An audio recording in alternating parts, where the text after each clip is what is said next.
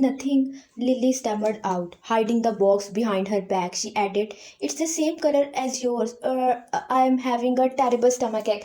I need to rush to the bathroom." She did not wait for a response as she fled for the nearest bathroom. As soon as she was in the privacy of the cubicle, she pushed on the toilet seat lid and carefully lifted the lid of the box once again.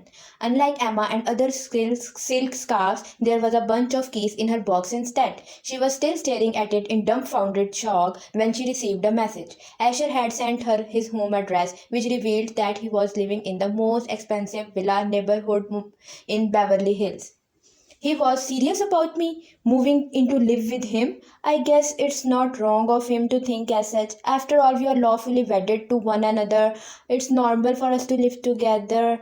Soon after that, she left the bathroom and headed back to the magazine company with Emma and the rest. They had managed to get several good shots of Asher during this interview. However, they did not dare to publish his photo without his consent. Hence, the chief editor called to ask Asher if they were allowed to do so. The chief editor had only done this because he had wanted to try his luck. He did not really expect a positive response. After all, the president of Ash Group had always been hiding in the shadows. Agreeing to an interview was already a huge surprise on his end.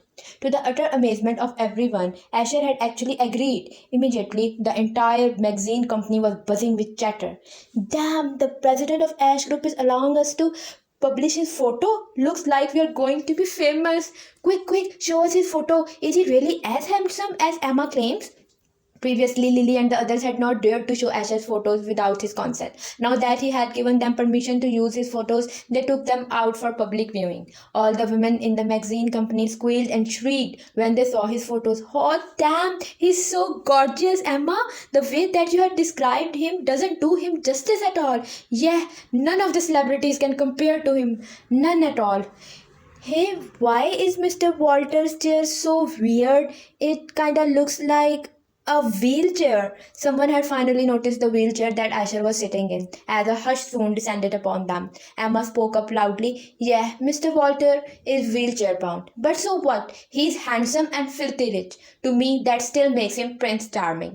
All the other women fervently agreed, which sent jealousy shooting through their male colleagues. The men scoffed and made disparaging comments. "Who cares if he's rich and handsome? Do you know that nearly 80% of men in wheelchairs can't perform anymore?" "That's right. Didn't you see that he was already married? His poor wife is probably going to have remain celibate for the rest of her life." Lily, who had been quietly listening to their chatter while drinking water, very nearly spat the liquid out. As it was, she choked and started to cough violently. One of her colleagues moved over to pat her back. "Lily, what's wrong with you? It seems as though Mr. Walter's charm is just too much for our perpetually calm Lily too, huh?" "Yeah, exactly," Emma piped up. "You guys should have seen her just now at the interview. She was so nervous." Grimacing slightly, Lily protested. "Hey, don't speak of such lies. I wasn't the one swooning over him like a fangirl." "How could I not?" Emma cradled her cheeks while admiration shone in her eyes. "He is simply too perfect. If it weren't for his crippled legs, he would be the stereotypical president male lead, like in all those romance novels." It was clear that the women were completely ignoring their male colleagues' scornful remarks. For the next few days, the magazine company was busy working on the article about Asher. Everyone seemed to be in high spirits as they threw themselves into their work with newfound gusto. At long last, it was the weekend. Lily was completely burned out from the hectic week. Nonetheless, she was still unable to rest to her utter misfortune. First, she took the time to visit her mother in the hospital. After that, she went back home to pack her belongings in preparation for moving into Asher's house. She was worried about dragging this on any longer. She did not want him to think she was being insincere in the relationship of theirs. As he had expected, Asher's villa was massive, with a slight hint of a mid-century design in its architecture. He did not have a lot of servants in his villa, only an old couple named Tom and Jenny.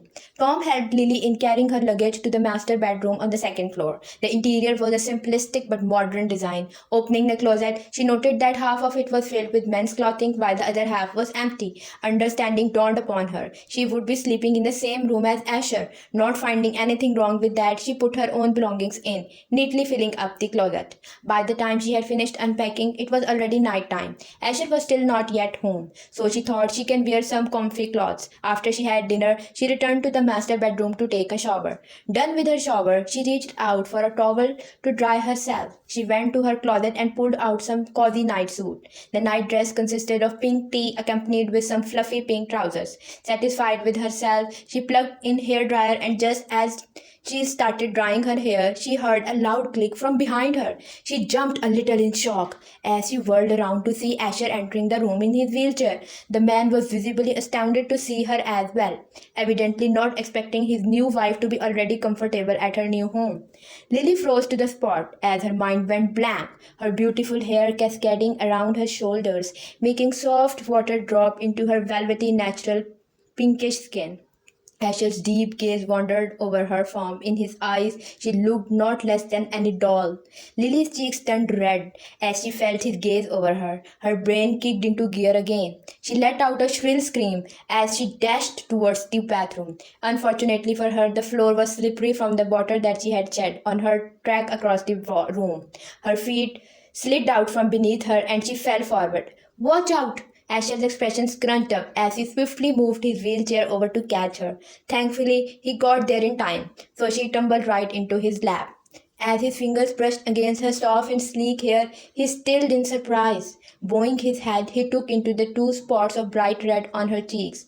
Lily always thought that she was not a typical world-class beauty. Her features were delicate and fine. She was the sort of woman that would appear increasingly beautiful the more one had looked at her. This moment was one that was as such. Her face was free of all makeup, while her damp hair was tucked behind her ears. Beads of water trickled down her silky strands. Asher's eyes darkened considerably. Finally righting herself, Lily lifted her gaze and met the man's heated gaze. She was no innocent child. She knew what the look in his eyes had meant. "Oh no, sorry." She hesitantly tried to get back on her feet. While scrambling to stand, her hands landed on Asher's shoulders as she paused briefly.